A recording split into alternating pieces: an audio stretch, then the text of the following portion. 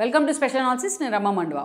ఈరోజు అనాలిసిస్లో భాగంగా మనం తీసుకోబోతున్న టాపిక్ ఏంటంటే, షర్మిలని పూర్తి స్థాయిలో తెలంగాణలో కట్టడి చేయడంలో రేవంత్ రెడ్డి సక్సెస్ అయ్యారా అంటే 100% సక్సెస్ అయ్యారనే చెప్పుకోవాలి. ఈ రోజున షర్మిల తెలంగాణ రాజకీయాల్లో యాక్టివ్ అయినట్లయితే నిజంగానే ఈరోజు రేవంత్ రెడ్డికి ఒక థ్రెట్గా మారి ఉండేవాళ్ళు ఆవిడ.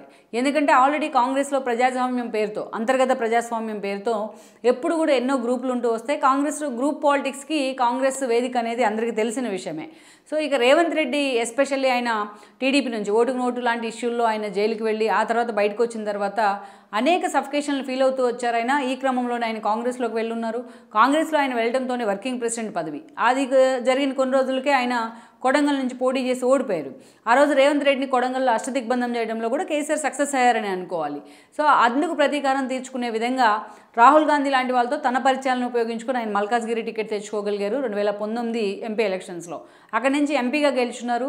గెలిచిన కొద్ది రోజులకే రేవంత్ రెడ్డికి ఏకంగా పీసీసీ చీఫ్ పదవి దక్కింది. కానీ రేవంత్ రెడ్డి అప్పటి నుంచి ఒక అడుగు ముందుకు వేస్తే ఆయన 4 అడుగులు వెనక్కి లాగిన సందర్భాలే చాలానే ఉన్నాయి. ఇప్పుడు ఆయన క్యాబినెట్లో ఉన్న పలువురు సీనియర్ నేతలు కూడా రేవంత్ రెడ్డి మీద తిరుగుబాటు జెండా ఎగరేశారు. ఒక దుబ్బాక ఎలక్షన్ కావచ్చు, ఒక హుజూరాబాద్ లాంటి బై ఎలక్షన్స్లో అనేక సార్లు రేవంత్ రెడ్డికి వ్యతిరేకంగా వాళ్ళు మీడియా ముందు కూడా మాట్లాడిన పరిస్థితి. రేవంత్ రెడ్డి ఇక మునుగోడు ఉప ఎన్నిక వచ్చేటప్పటికి ఆయన కన్నీళ్ళు కూడా పెట్టుకున్నారు మీడియా ముందు. ఇక ఈటెల్ లాంటి వాళ్ళు కూడా రేవంత్ రెడ్డిని టీఆర్ఎస్తో టచ్లోకి ఉన్నారంటూ చేసిన ప్రచారం కానీ నిజంగా రేవంత్ రెడ్డి ఒక ఎమోషనల్గా అయితే లోన్ అయ్యారు. పీసీసీ చీఫ్ అయినా వదులుకుంటాను ఒక దశలో అన్న ఒక సఫికేషన్ ఆయన క్రియేట్ చేయగలిగారు. ఎక్కడైతే తనను అందరూ కలిసి అవమానించారో అలాంటి చోటే ఈరోజు ఒక్కడిగా నిలిచి ఒక్కడే గెలిచాడు. ఈరోజు సీఎంగా ఉన్నారు రేవంత్ రెడ్డి. అయితే మిగతా నేతలందరినీ కూడా కట్టడి చేయడంలో రేవంత్ రెడ్డి ఎలాగైతే సక్సెస్ అయ్యారో ఈరోజు అలా తన మీద వ్యతిరేక వాయిస్ వినిపించిన నేతలందరినీ ఎలా తన క్యాబినెట్లోకి తీసుకోగలిగారో ఈరోజు షర్మిల విషయంలో అంతకంటే ఎక్కువ సక్సెస్ అయ్యారనుకోవాలి. తను పార్టీ పెట్టి బీఆర్ఎస్ని టార్గెట్ చేస్తూ డే 1 నుంచి ఆమె వాళ్ళకి టార్గెట్ అవుతూ షర్మిల ఎంతో కొంత అయితే తనకంటూ ఒక ఇమేజ్ క్రియేట్ చేసుకున్నారు. తన పార్టీ తరపున ఓట్ బ్యాంక్ని ఎంతవరకు తెలంగాణలో పుల్ చేశారనే అంశాన్ని పక్కన పెడితే బట్ తనకంటూ ఒక ఓన్ ఇమేజ్ ఐడెంటిటీ క్రియేట్ చేసుకున్నారు తెలంగాణ పాలిటిక్స్లో. సో ఆవిడ ఒక దశలో కాంగ్రెస్లో విలీనం చేయడానికి రెడీ అయి ఉన్నారు. అండ్ దెన్ విలీనం చేస్తే ఇక్కడ తనకు అది కీలక బాధ్యతలు ఇస్తారని కూడా ఆమె లెక్కలు కట్టారు.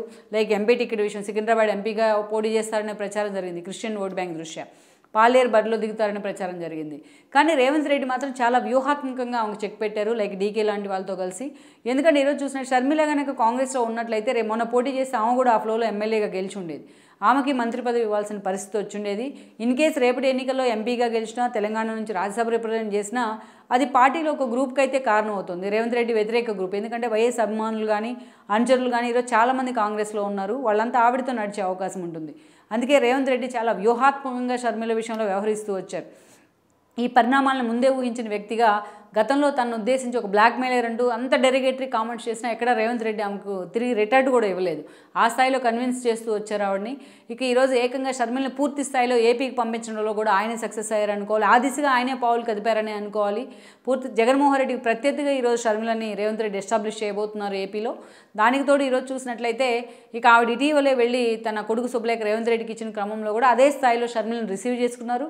మొన్న ఒక ఇంటర్వ్యూలో కూడా మాట్లాడుతూ షర్మిలని తన కాంగ్రెస్ నేతగానే చూస్తానంటూ కూడా మాట్లాడారు, తన పాత పగలన్నింటినీ పక్కన పెట్టే విధంగా. సో పూర్తి స్థాయిలో రేవంత్ రెడ్డి ఈరోజు తెలంగాణలో ఎక్కడ షర్మిల ఎంట్రీ కాకుండా కట్టడి చేయడంలో చాలా వ్యూహాత్మకంగా ఒక అపర చాణక్యుడిగా వ్యవహరించారని మనం చెప్పుకోవాలి.